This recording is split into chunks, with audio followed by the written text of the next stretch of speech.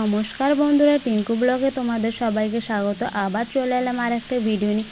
আজকে বৈকালে এত জোরে বৃষ্টি পড়ছিল, হঠাৎ করে বৃষ্টি চলে এলো।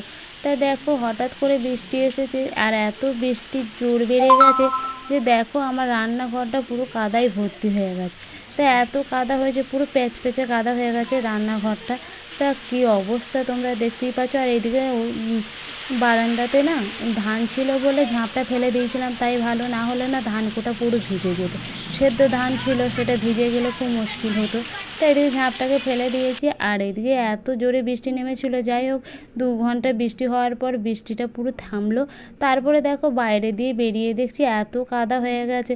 আর আমাদের ঘরের বাড়ির পিছনটা দেখো পুরো জলে ভর্তি, সেটাকে পুরো ড্রেন করে আমার বর জলটাকে পুরো বের করে দিল।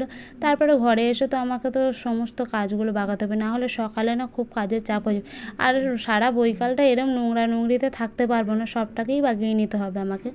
তা এত কাদা হয়েছে দেখতেই পাচ্ছ, কাদাতে পুরো ভর্তি হয়ে গেছে রান্নাঘরটা।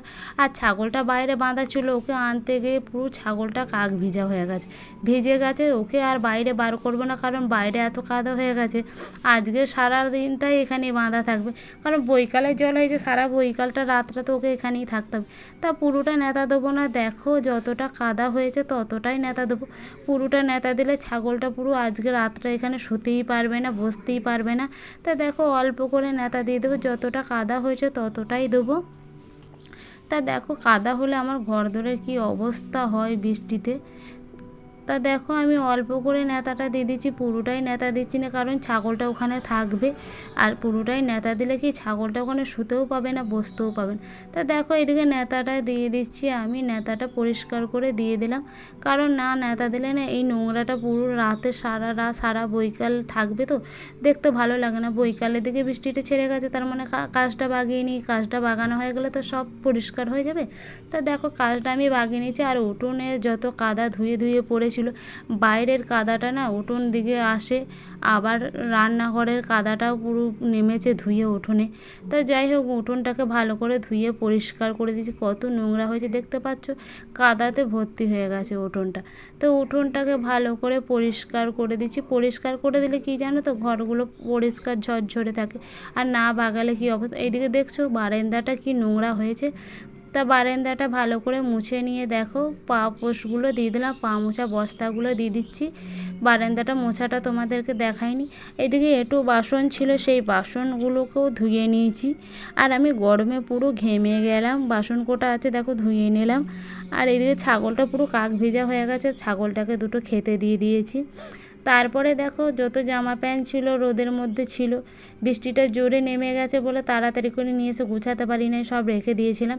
এগুলো সব গুছিয়ে পরিপটি করে তারের মধ্যে তুলে দিচ্ছি। আর এত গরম করছিল, পাকার হাওয়ায় দাঁড়িয়ে আছে তাও প্রচুর গরম করছে। তা দেখো এগুলো সব গুছিয়ে গাছিয়ে নিয়ে রান্নার ঘর সব সমস্ত সব পরিষ্কার করে দিয়ে সব টিপটাপ করে রেখে দিলাম। তারপরে দেখো আমি দুপুরবেলায় গপুকে খেতে দিয়ে ঘুম পাড়িয়ে দিয়েছিলাম। গপু সোনাকে ঘুম থেকে তুলে পরিষ্কার পরিচ্ছন্ন করে নিলাম। আর আমিও নিজে পরিষ্কার পরিচ্ছন্ন হয়ে গিয়ে গপু সোনাকে নিয়ে আমাদের উঠোনটায় বেড়াচ্ছিলাম গপু সোনাকে নিয়ে। তা গপু সোনাকে নিয়ে অনেকক্ষণ ধরে বেড়া করে নিলাম, দিয়ে তারপরে গপু সোনাকে ঘরের মধ্যে রেখে দিয়ে গপু সোনাকে খেতে দিয়ে দিয়েছিলাম। গপু সোনাকে খেতে দেওয়ার পর আমরাও দেখো সন্ধ্যের সময় দুটি সাদা মুড়ি আর নারকেল কুচো, চেনাচুর আর কাঁচা লঙ্কা পেঁয়াজ দিয়ে মুড়িটা খেয়ে নিলাম, সবাই মিলে খেয়ে নিলাম।